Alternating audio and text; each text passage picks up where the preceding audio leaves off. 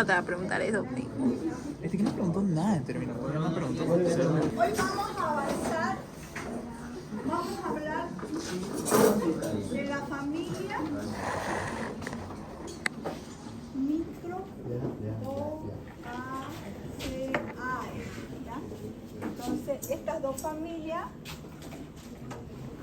vamos a hablar de los dos géneros más importantes, que es el género Staphylococcus, el otro género Streptococcus. Entonces ya aquí entramos a lo que es a todas las bacterias, ¿ya? Pero vamos a hablar, vamos a comenzar ya con la familia Micrococaceae. Al decir Micrococaceae me estoy refiriendo a los cocos gram positivos. Quito, suelto.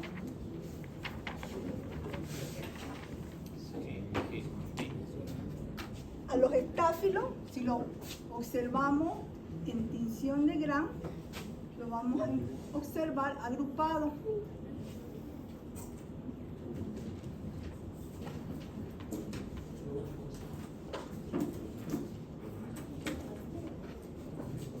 ¿Por qué se tienen estos cocos Gram positivos? Porque tiene una gruesa capa de peptidoglucano o mureína, ¿dónde? En su pared celular. Entonces, siguiente. Esta familia está integrada por gérmenes, sobre todo de forma esférica, que son los cocos Gram positivos. También estos cocos Gram positivos son causantes de intoxicaciones alimentarias. ¿Cómo ocurre esta contaminación? A partir de la piel, boca, fosas nasales, ¿ya?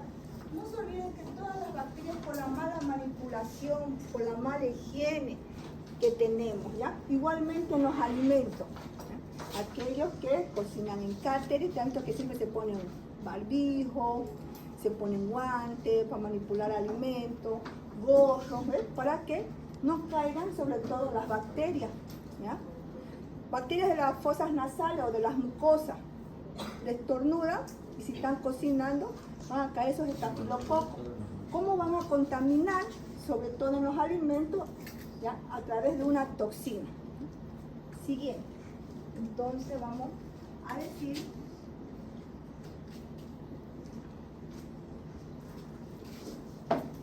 parte que causa patología, podemos decir a través de las heridas. Y también los estáfilos causan una intoxicación alimentaria a través de toxinas.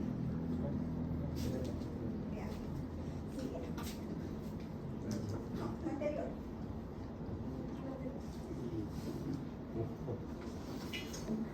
Existen 4 géneros.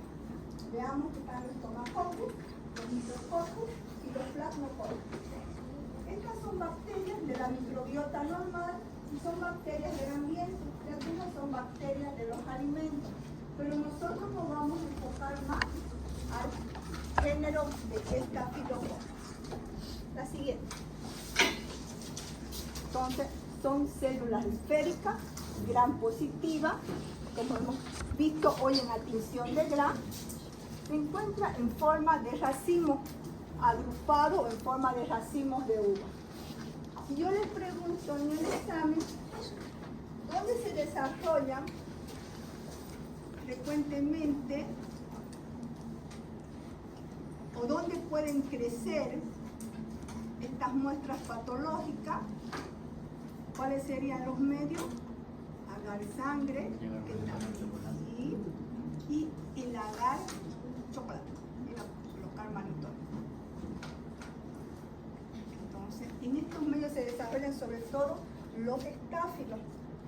Estos medios, como lo vimos por parte de los medios de cultivo, son no selectivos. al decir no selectivo, van a crecer bacilos gram negativo, coco gram positivo y también pueden crecer levadura.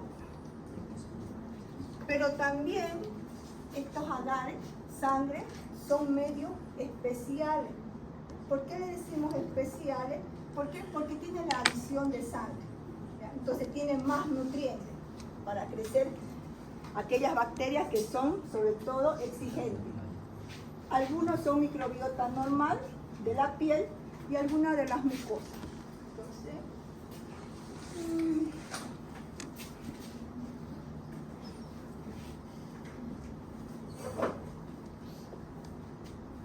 son flora normal de la piel, ¿sí?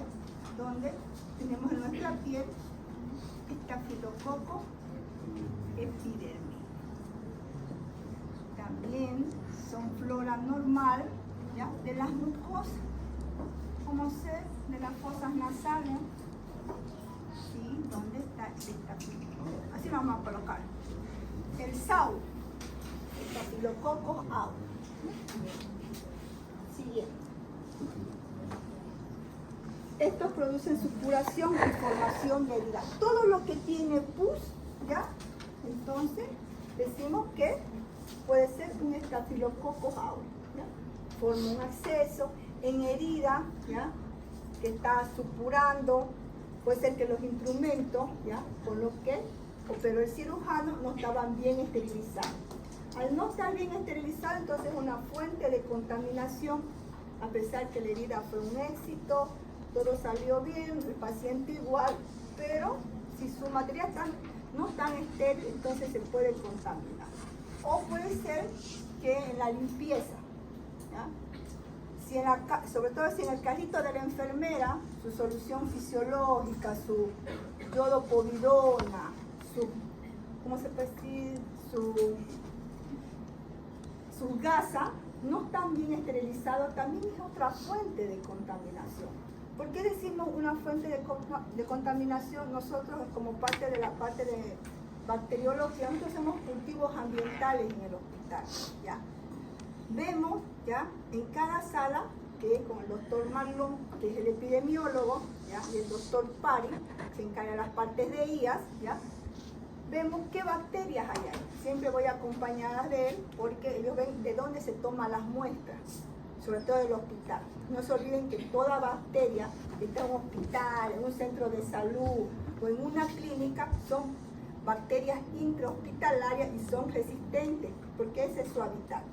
¿Ya? Ahí están más. Entonces, vemos qué bacterias hay, sobre todo, un ejemplo de hoy, en sala de medicina interna. Tomamos de la cama, del baño, ¿ya? De la mesita donde colocan sus medicamentos, tomamos sobre todo de los respiradores. En la sala de medicina interna tenemos 4 respiradores, ¿ya? Sobre todo con su mascarilla.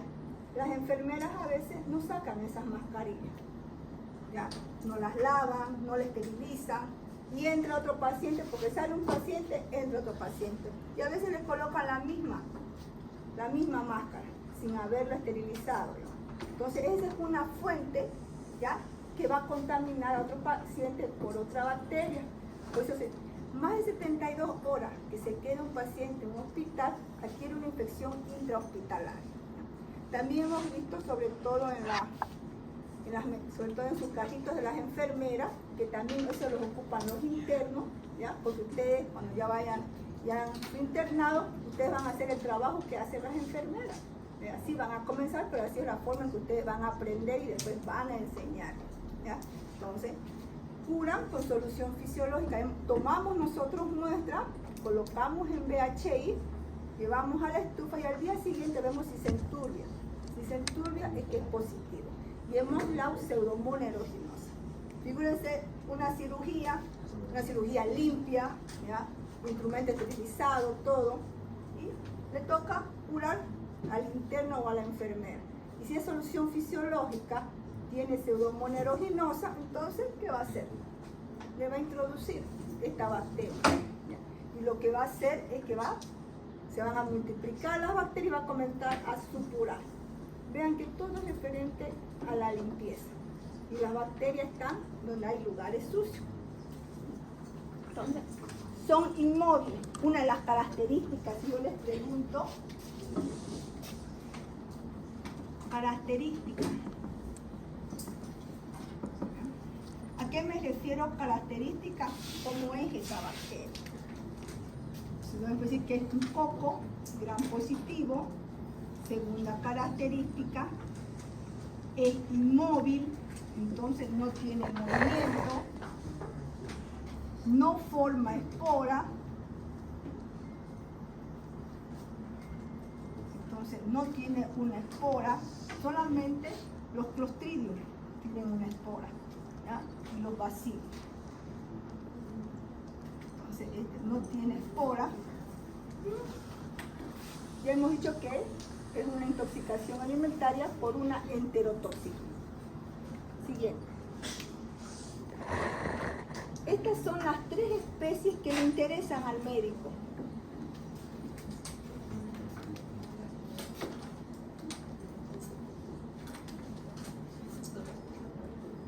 De interés médico.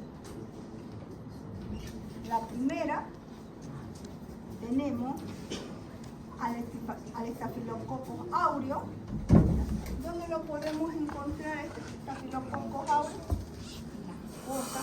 Pero alguna patología en piel, en una piel dañada. No se olviden que para que haya una infección hay que haber una puerta de entrada. También lo podemos encontrar haciendo una intoxicación alimentaria. Después tenemos el segundo, que es el Staphylococcus epidermidis, otro que le interesa al médico. ¿Por qué le interesa al médico? Porque esta bacteria, ¿ya?, en pacientes inmunodeprimidos, como son los pacientes que hacen diálisis o tienen algún catéter incrustado, ¿ya?, en el cuerpo, un dispositivo extraño para nosotros. No se olviden que cualquier dispositivo extraño que esté dentro de nosotros va a causar una infección.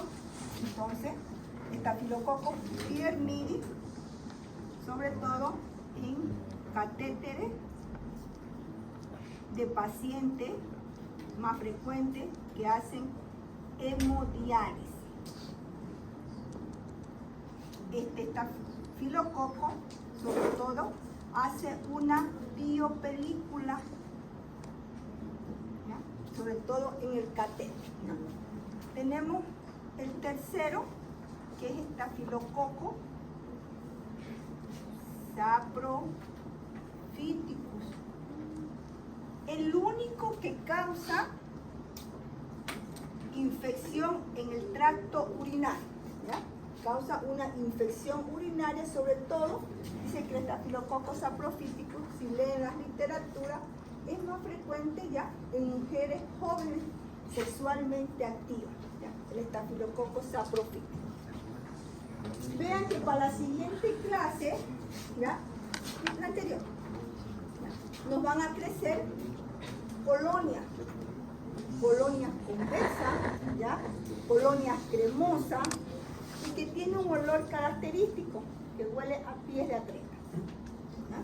Entonces, la siguiente clase, ¿ya?, cuando nosotros saquemos nuestros agares, ¿ya?, va a tener un olor característico, esto a pies de atleta, ¿ya? Entonces va a matar. Las bacterias no huelen lindo, ¿ya?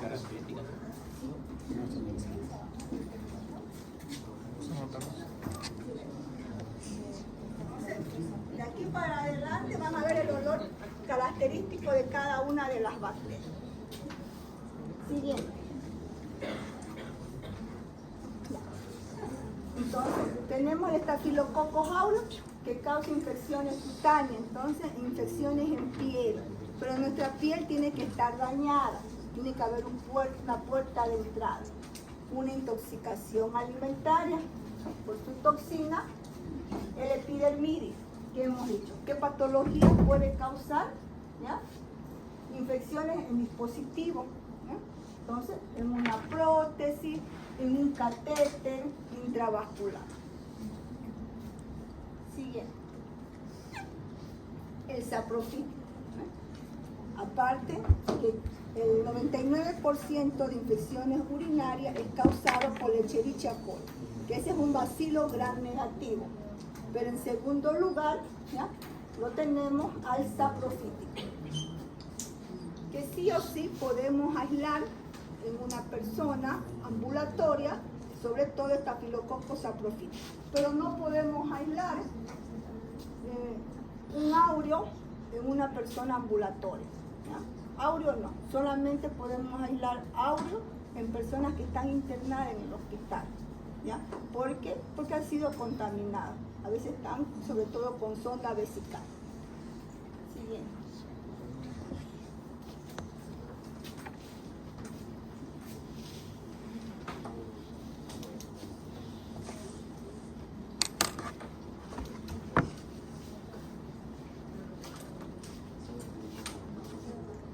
Si hablamos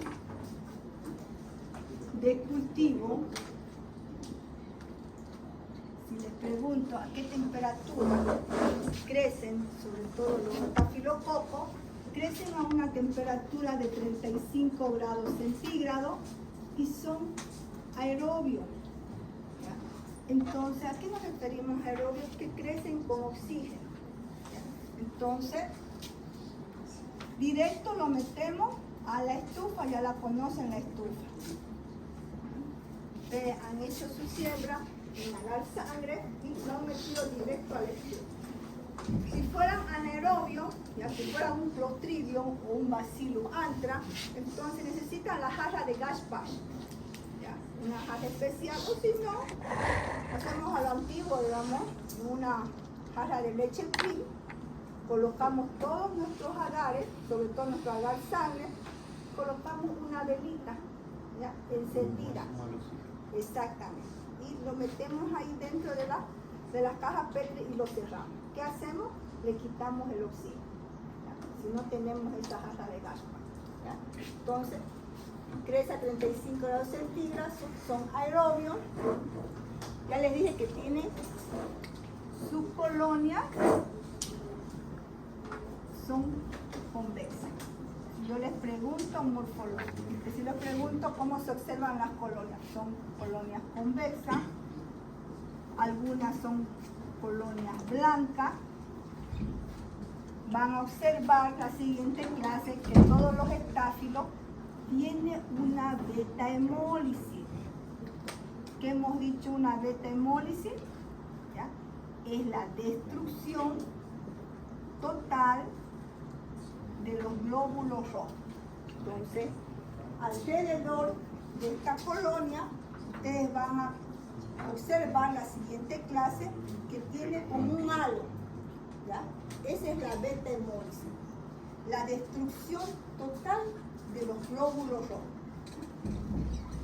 Y algo características, si ustedes leen en la literatura, tienen un olor a pie de atleta. Ya.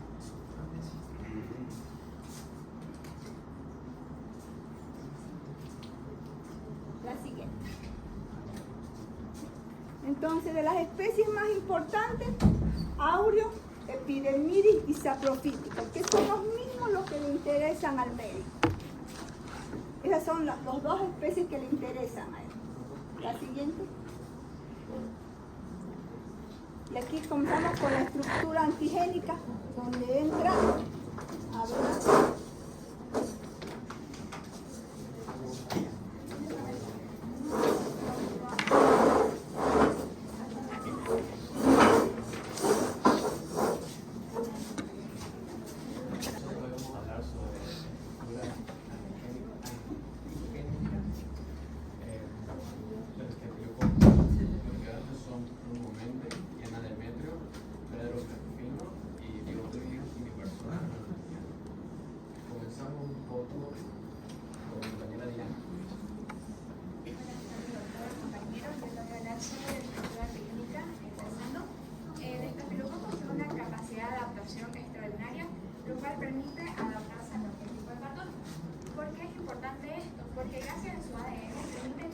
otras moléculas puedan adaptarse a los diferentes adversidades.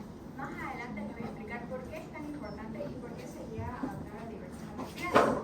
Este microorganismo posee elementos genéticos, que es lo que contribuye al ADN para que se llegue a mantener como consecuencia de iniciación o transposores, que son fundamentales para su capacidad de factores de virulencia y su resistencia antimicrobiana.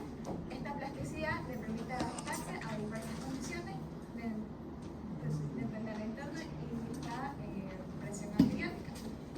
La estructura antigénica presenta diferentes estructuras como la pared celular y la de algunos componentes antigénicos. El primer componente sería el peptidoglicano, que es el principal componente estructural, que es una pared o una barrera que a la vez es bastante rígida, pero a la vez puede ser bastante viscosa, que es lo que permite que ya mantenga su estructura y sirven como anclaje para las adhesinas. Puede ser destruido por ácidos fuertes o lisosomas y estimula la producción de IL-1, anticuerpos autosónicos, que actúa como quimioatrayente. El IL-1 es un tipo de molécula que es lo que produce la fiebre. Entonces, al decir actúa como un quimioatrayente es cuando atrae a los glóbulos blancos para que se sigan reproduciendo en estafilococo. Tiene actividad similar con la endotoxina, que son toxinas que se reproducen sin un tipo, que no se reproducen a través de una célula. Y activa el complemento y es blanco de antibióticos como los B-lactámicos y los Luego tenemos los ácidos tectóicos, que son polímeros de fosfato, que son claves para el fosfato, que se encuentran fundidos al peptidoglicano, que tienen varias funciones. Participan en el metabolismo de la pared celular, de su liquidez, son antígenos, es decir, que son capaces de producir una respuesta inmune en pacientes en miocarditis. La miocarditis, en este caso, es cuando las válvulas del corazón se llenan de masa, obstruyéndolo y afectando el corazón. Pueden detectar anticuerpos contra el ácido tectóico mediante pruebas de difusión lineal. Luego tenemos la proteína A, que es bastante importante. Es una proteína característica dentro del grupo llamado MS-CRAM, que son componentes microbianos que reconocen moléculas adhesivas a través de la matriz al operador. La proteína A se une a la porción FC de la IgC, excepto en el caso de la subclase IG3. ¿Qué queremos decir con esto? Es cuando la proteína A se une al FC. El FC es básicamente una cantidad de glóbulos blancos que se unen para combatir al antígeno. A la vez de unirse, se unen a las inmunoglobulinas. Luego está la porción FAB. La porción FAB es básicamente cuando la proteína A actúa, pero esta vez se unen, en vez de unirse a los glóbulos blancos, se llegan a unir o llegan a actuar de manera contraria. Es decir, que sigue libre y aprovecha las técnicas de laboratorio. En el factor de aglomeración se localiza la superficie celular y se une al fininógeno, que son moléculas que contribuyen a las células y a las plaquetas y favoreciendo a la agregación bacteriana. Este mecanismo es crucial para las infecciones como la enterocaritis, que ya lo mencioné, donde las bacterias forman vegetaciones sobre las válvulas cardíacas. Ahora llegamos a la parte importante, que es la cápsula de polisacáridos, donde vamos a entender por qué el Staphylococcus aureus se puede llegar a mantener. La mayoría de las cepas clínicas de Staphylococcus aureus están rodeadas por una cápsula de polisacáridos que cumple un rol defensivo al inhibir la fagocitosis por parte de leucocitos polimorfonucleares. Vamos a entender que la fagocitosis es cuando básicamente las células actúan y van matando. Otra parte, la parte de leucocitos polimorfonucleares, a esto nos referimos que al ser mucho, son varios glóbulos blancos. En esta parte actúan más los neutrófilos. Los neutrófilos son la primera barrera que actúa ante algún antígeno. Y estos son bastante importantes porque son los primeros que actúan dentro del sistema inmune. Ahora, ¿por qué esto es importante? Al referirnos con la protección no es absoluta y al ser contrarrestada, si quiere significar o quiere darse a entender que el microbio, o en este caso el Staphylococcus, se adapta tanto a las adversidades que evita que los leucocitos se lleguen a reproducir. Ahora se han identificado va al menos 11 serotipos celulares, entre estos son los 5 y el 8. El 5 y el 8, ¿por qué son? Porque tienen diferentes tipos de azúcares y tienen diferentes tipos de contenido que hace que sean más dañinos para matar a diferentes bacterias.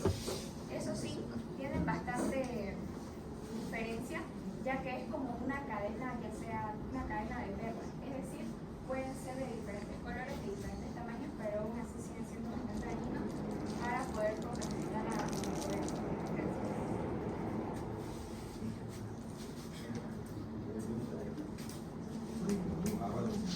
Como sabemos,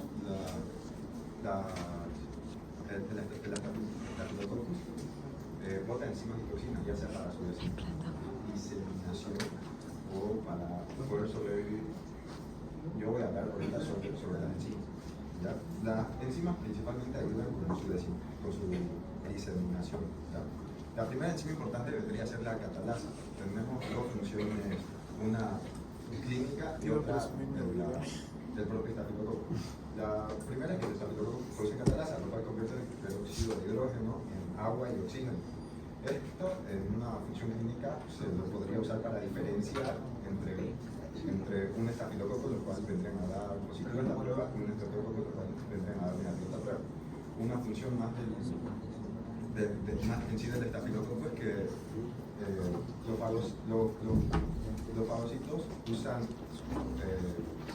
peróxido de hidrógeno para matar las células, entonces al deshacerlas no las pueden usar.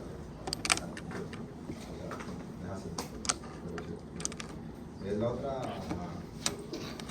enzima vendría a ser la coagulasa.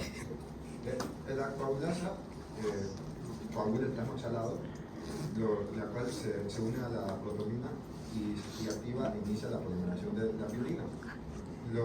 Esto es importante ya que la fibrina se deposita en la superficie de los estafilococos y esto altera la digestión de los fagocitos del estafilococo, ya que lo usan como una barrera de protección, lo usan como un escudo, ¿no? Acá es donde viene a entrar el factor de aglutinación. El factor de aglutinación no es una enzima, que es como ya lo había mencionado Diana, es un componente de la superficie microbiana, la cual es responsable de la adherencia del fibrinógeno y fibrina, del cual se encarga de liberar la coagulación. El factor de coagulación. Sí, el factor de aglutinación.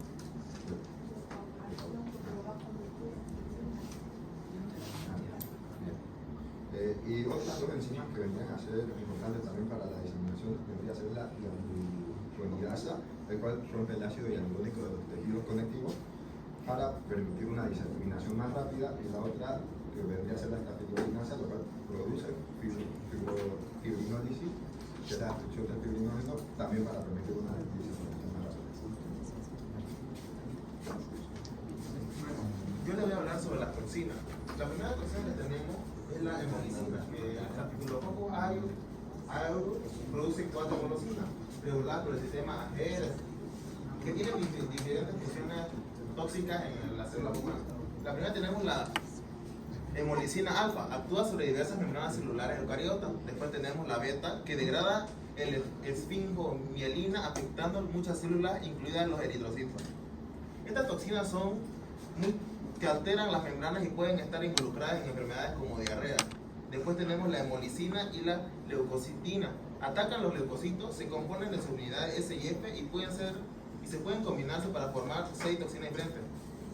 Estas toxinas crean poros en las membranas celulares, facilitando la entrada de cationes y la liberación de sustancias inflamatorias como el IL-8 y histamina y leucotrieno, lo que provoca necrosis e inflamación severa. Estas hemolicinas son las que causan patología. Sí. Después tenemos la leucocidina de Peyton-Valentine. Es una toxina compuesta por 2 unidades, que son la S y F, que estas destruyen leucocitos humanos y de conejo. La diferencia de las hemolicinas, la PDL, se codifican en un codo móvil y tienen un papel clave en la virulencia de cepas del Staphylococcus aureus resistente a la meticilina adquirida en la comunidad. Su acción promueve la formación de poros en los leucocitos, lo que lleva a su destrucción. Bueno, yo le voy a hablar sobre las diferentes otras toxinas que había, que está las toxinas respirativas, que está se dividiendo en toxinas A y B.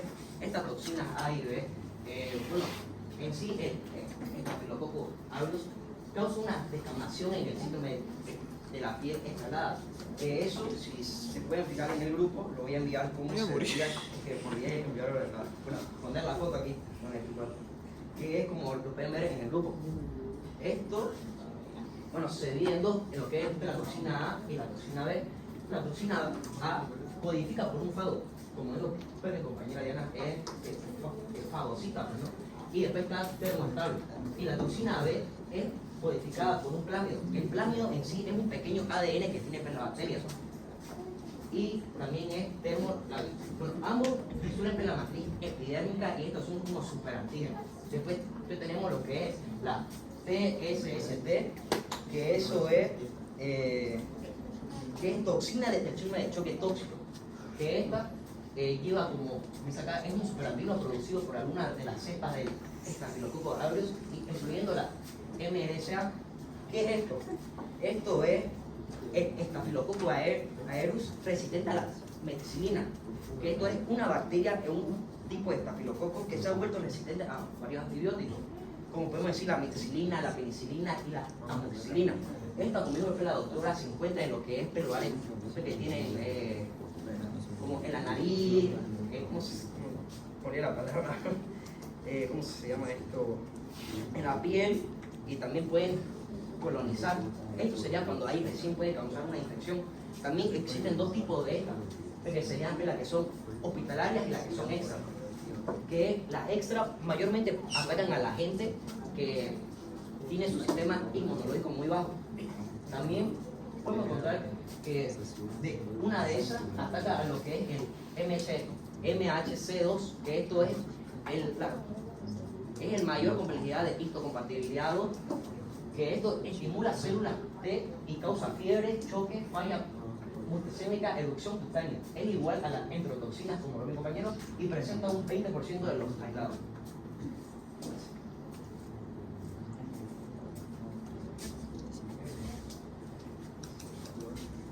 Bueno, como mencionó mi compañero, yo voy a hablar sobre las enterotoxinas.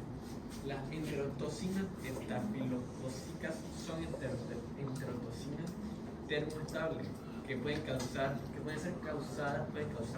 intoxicación alimentaria.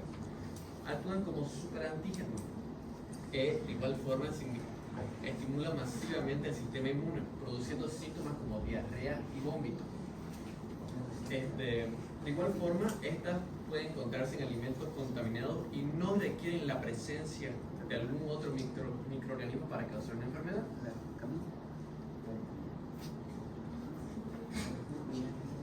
Y por último, una conclusión rápida de todo lo que dijeron mis compañeros. La estructura antigénica del Staphylococcus, que es lo que habló usted, doctora, está compuesta por polisacáridos, proteínas y otras sustancias que otorgan capacidad de evasión inmune y adherencia, como la proteína A. Esta estructura, junto a las enzimas como la catalasa y factores de coagulación que mencionó mi compañero Bruno, son fundamentalmente la patogenicidad del microorganismo, facilitando así la supervivencia, diseminación y resistencia frente a la respuesta del operador, del hospedador y conservador. Eso sería todo. Gracias.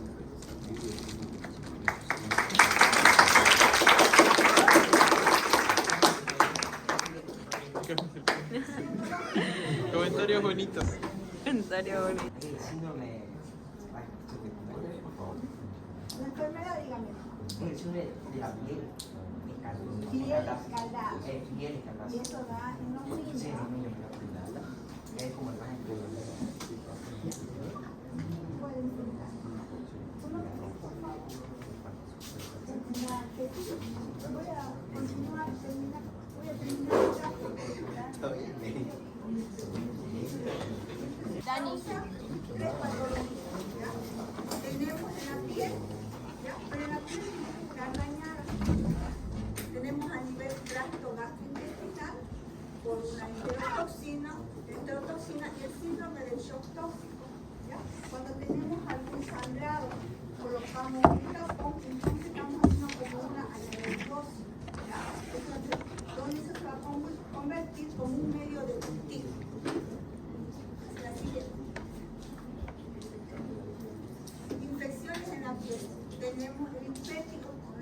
formar como costras, ¿ya?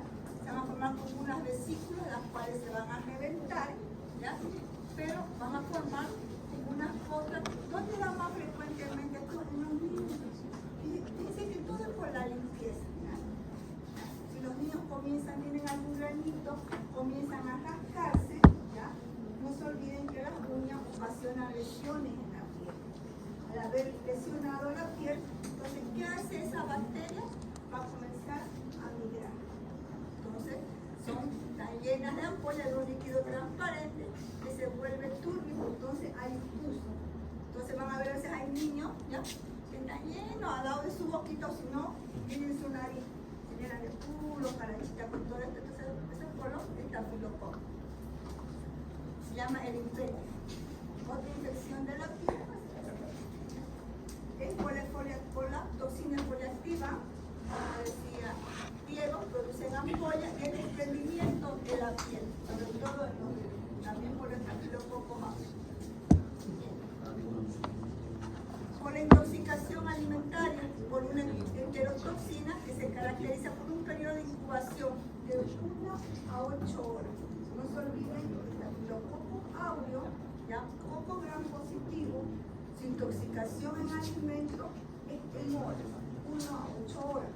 Muy diferente cuando avancemos bacilo gram negativo, ¿ya? Cuando nos da salmonelosis, shigellosis, también por un alimento contaminado, ¿ya? Entonces, síntomas: diarrea, vómito y náuseas. El síndrome de shock tóxico se manifiesta por la aparición repentina de fiebre alta, mialgia, dolor de los músculos, insuficiencia cardíaca y puede llegar a ser renal. Puede aparecer un periodo de 5 días. ¿Dónde no podemos ver esos síndromes de shock tóxico? En mujeres que se colocan estos tapones, ¿ya? ¿Por qué? Porque se colocan por mucho tiempo prolongado, ¿ya? Hacen que la sangre se acumule acá. Entonces, es como si le quitaran el oxígeno, ¿ya?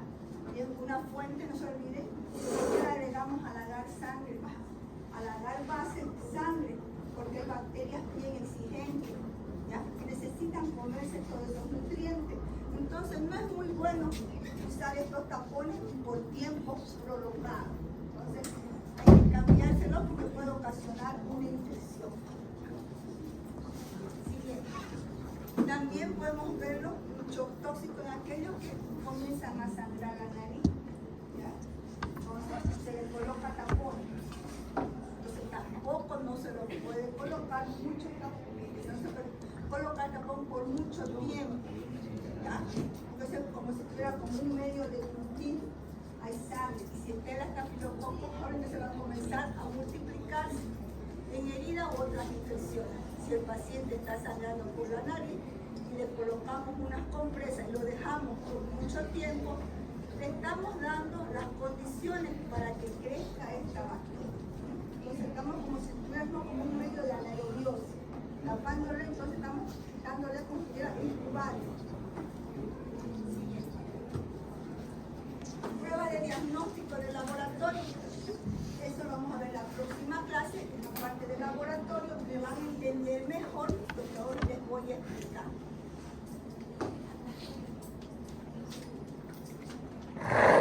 Tenemos el SAU, que es el estafilococo aureus, y tenemos el EPI. Estos son enzimas de defensa, ¿ya? Enzimas de defensa de las bacterias, ¿ya? Que se defienden contra nuestros neutrófilos, todo nuestro sistema inmunológico, ¿ya? ¿Cuáles son esas enzimas de defensa? La catalasa, tenemos la coagulasa, también tenemos, como dijeron en el grupo, la proteína E, que lo convierte, ¿ya? Entonces, la catalasa. Lo que hace la catalasa, ¿ya? Una vez, ¿ya? Que ingresa sobre todo el estafilococo, ¿ya? Y ve un neutrófilo, que es un sistema de defensa, ¿ya? Ese neutrófilo va a desprender, sobre todo, como se puede decir, como si fuera una agua oxigenada, ¿ya? ¿ya? El agua oxigenada, porque necesita destruirlo al estafilococo. ¿Ya? Entonces, ¿qué va a hacer? Sobre todo, ¿ya? Esta catalasa, la agua oxigenada la va a desdoblar, ¿ya? En agua más oxígeno, ¿ya? Entonces es una manera en que lo va a cubrir al estafilococcus aureus. Como nosotros laboratorialmente, ahora le estoy hablando, cómo nosotros podemos identificar un SAU de un EPI. En un portaobjetos, la siguiente clase, ustedes van a colocar una gota de agua oxigenada. Colocan una gota de agua oxigenada, van a tener su agar sangre, va a haber su colonia, que van a tener una beta hemólisis, colonias blancas o cremosas, y con su ANSA, que ya la conocen la ANSA, van a alzar esta colonia, la van a colocar en la agua oxigenada y van a observar que hay burbujeo. Ese burbujeo es el desprendimiento de oxígeno.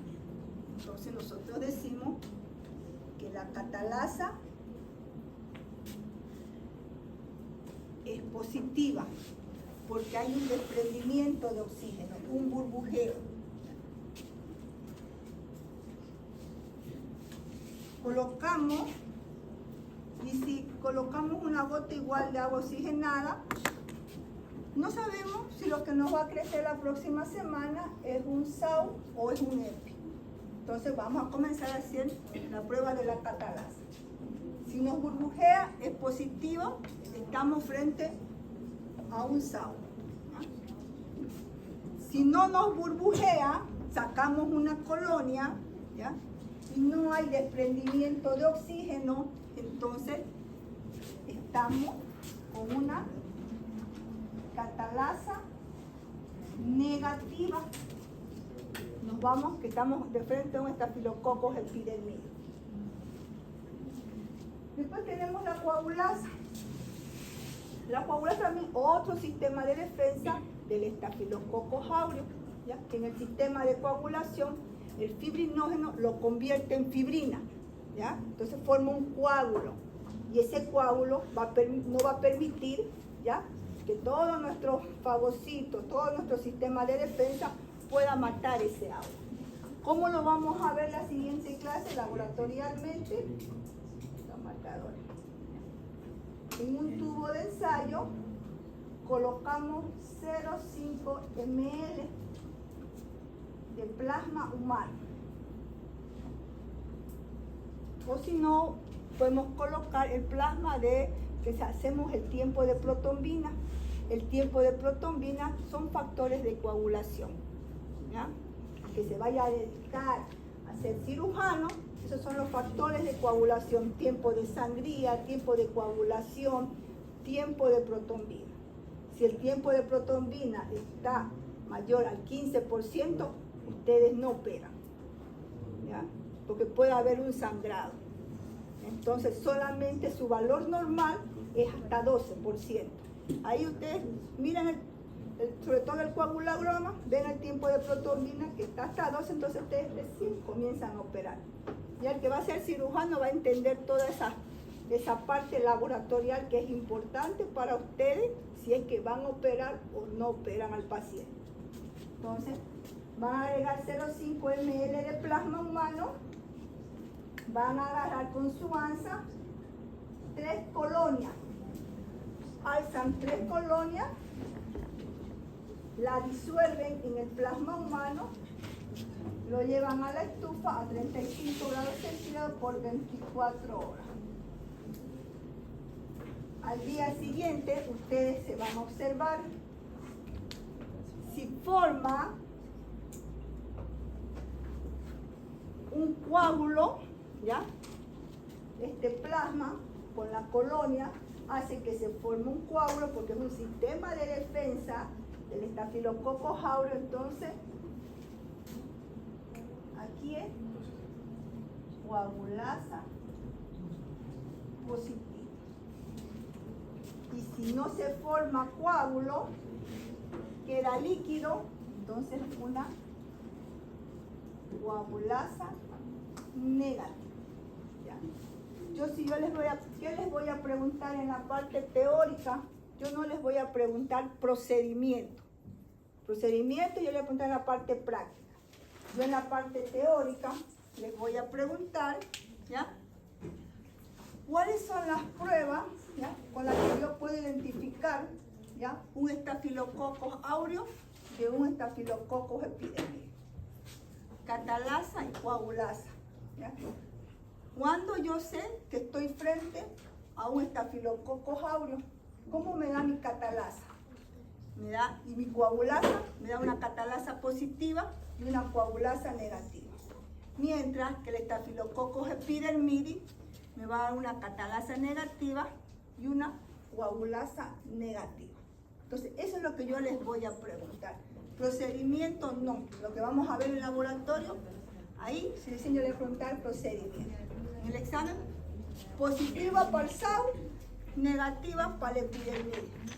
El saprofítico no me interesa ni su catalasa ni su coagulasa. Igual se puede hacer, pero vamos a utilizar la prueba de la novobiosina.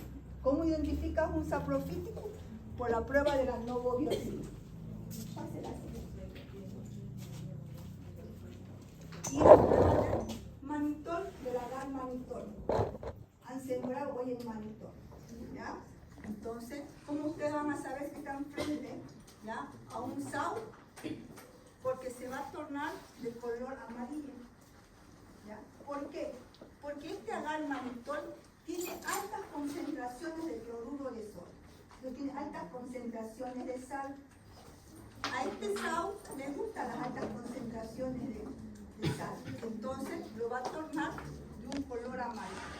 Así yo me doy cuenta que es manitol positivo, estoy frente a un SAU, es mi prueba de identificación. ¿Ya? Y si no se me forma este color amarillo, es un epidermidis, ¿ya?, porque no le gustan las altas concentraciones de sal. Entonces, su manitol, entonces yo le aumento otra prueba aquí. Manitol positivo y manitol negativo. Siguiente. ¿Cuáles son nuestras vías de transmisión? ¿Ya? Sobre todo para los pacientes que están internados. ¿Ya? Ustedes que van a ser personal de salud, si no se lavan las manos antes de examinar a su paciente, antes de cambiar una sonda vesical, curar una herida, ¿ya?, entonces ustedes van a transmitir a través de sus manos un SAU, un estafilococcus epidermidis. O pueden transmitir una enterobacteria. Siguiente. Estafilococcus epidermidis, hemos dicho que lo podemos identificar manitol, coagulasa y catalasa negativa. ¿Ya? Es un mediador de infecciones asociado a dispositivos. ¿Ya? ¿Cuál es dispositivo? Catéter urinario, prótesis, catéter venoso. Sobre todo los catéteres que usan pacientes, sobre todo los de hemodiálisis. Van a ver que tienen ese catéter aquí, catéter acá, porque le hacen un corte y le introducen el catéter y le costuran. Van a ver que hay grandes bubones y esas personas se vuelven bien morenitas, como se le quemaran los antibióticos, le queman los antibióticos. Fíjense que este mismo epidermidis que tenemos en piel, ya a ellos pacientes inmunodeprimidos, se les vuelve patógeno, sino que es un saprófito, patógeno, ¿ya? ¿Por qué? Por su sistema inmunológico bajo y forma una biopelícula. Estas biopelículas son moléculas de azúcar que actúan como barreras que protegen a las bacterias, ¿ya?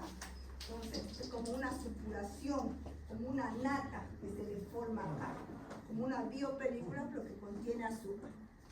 Estas son las pruebas de identificación. No presenta hemólisis, ¿ya? Si la próxima clase vemos en el agar sangre, ¿ya?, que no hay hemólisis alrededor de la colonia, entonces estamos frente a un EPI. Pero si hay una colonia, ¿ya?, con una hemólisis beta, estamos frente a un SAO. No fermenta manitol, manitol negativo y coagulasa negativo. Siguiente. Y el saprofítico, su hábitat natural, vive en la piel cerca de los genitales. No olvidemos que nosotros tenemos también a nivel de los genitales coco gram positivo, pero en menor proporción. Las niñas tienen mayor proporción y las personas de la tercera edad, mujeres, ¿ya?